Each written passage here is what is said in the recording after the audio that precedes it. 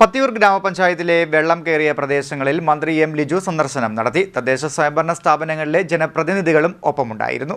കനത്ത മഴയെ തുടർന്ന് പത്തിയൂർ ഗ്രാമപഞ്ചായത്തിലെ വെള്ളം കയറിയ പ്രദേശങ്ങൾ എക്സൈസ് സഹകരണ വകുപ്പ് മന്ത്രി എം ലിജു സന്ദർശിച്ചു. 6-ാം വാർഡ്, 7-ാം വാർഡ്, എരുവ, പത്തിയൂർ, പോളേച്ചാൽ, കാവിൽ കോളനി എന്നിവിടങ്ങളിലായിരുന്നു പ്രധാനമായും സന്ദർശനം നടത്തിയത്. വെള്ളക്കെട്ടിൽ പൂർണ്ണമായും കുടുങ്ങിയ വീടുകളിൽ മന്ത്രി നേരിട്ടെത്തി ദുരിതം വിലയിരുത്തി. ദുരിതബാധിതരോട് പ്രശ്നങ്ങൾ ചോദിച്ചു മനസ്സിലാക്കുകയും ചെയ്തു. ഇതിനിടയിൽ മന്ത്രിക്ക് ഒപ്പമുണ്ടായിരുന്ന Muthukulam block panchayat vice president Nisha Samjith വെള്ളക്കെട്ടിൽ കാൽ വഴുതി വീണ സംഭവവും ഉണ്ടായി. ഏറെ ദൂരം വെള്ളക്കെട്ടിലൂടെ നടന്നാണ് മന്ത്രി ദുരിതം വിലയിരുത്തിയത്. ജില്ലാ പഞ്ചായത്ത് അംഗം Lisha Anuprasad, block panchayat vice president Nisha Samjith, ഗ്രാമപഞ്ചായത്ത് അംഗങ്ങളായ ദീപക് കരുവ, ഹരികുമാർ, സുകുമാരൻ, ശ്രീജിത്ത് പത്തിയൂർ, ശകുന്തള രാജു, ഗ്രാമപഞ്ചായത്ത് വൈസ് പ്രസിഡന്റ് സുലേഖ തുടങ്ങിയവർ മന്ത്രിക്കൊപ്പമുണ്ടായിരുന്നു.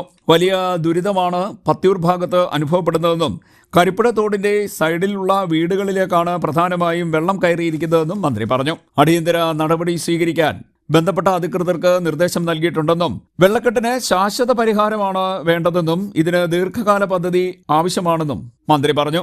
ഈ പ്രദേശങ്ങളിൽ പത്തിയൂർ പഞ്ചായത്തിലെ വെള്ളം കയറിയ പ്രദേശങ്ങളിലെല്ലാം കയറിക്കൊണ്ടിരിക്കുന്നത് ഇവിടെ നിരവധി കരിപ്പുഴ തോടിന്റെ സമീപ പ്രദേശങ്ങളിലുള്ള മുഴുവൻ വീടുകളിലും വെള്ളം കയറിയിട്ടുണ്ട്. ഈ പ്രദേശം 35ഓളം വീടുകളാണ് ഉള്ളത്. ആ വീടുകളിലെല്ലാം തന്നെ വെള്ളം കയറിയിട്ടുണ്ട്. നമ്മളിപ്പോൾ ചെയ്യാൻ പറ്റാവുന്നൊരു കാര്യം, ഒന്ന് അപകടകരമായ സാഹചര്യമുള്ള എല്ലാ വീടുകളിലും ആളുകൾ ക്യാമ്പിലേക്ക് മാറുക എന്നുള്ളതാണ് നമുക്കിപ്പോൾ ചെയ്യാൻ പറ്റാവുന്നൊരു കാര്യം. മറ്റ് സഹായങ്ങളെല്ലാം അതിനുശേഷം നമുക്ക് ചെയ്യാൻ സാധിക്കുന്നതാണ്.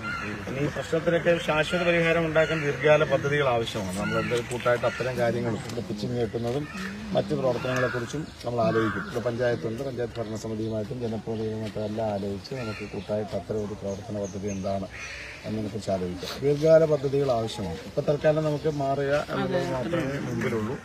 മറ്റ് സൗകര്യങ്ങളെല്ലാം ക്യാമ്പിൽ അറേഞ്ച് ചെയ്യും. 1.5 മാസം നമ്മൾ മഴക്കാലത്തിന് മുമ്പ് തന്നെ ജില്ലാതല അവലോകനം കൂടുന്നുണ്ട്, നിയോജകമണ്ഡലത്തിൽ അവലോകനം കൂടുന്നുണ്ട്.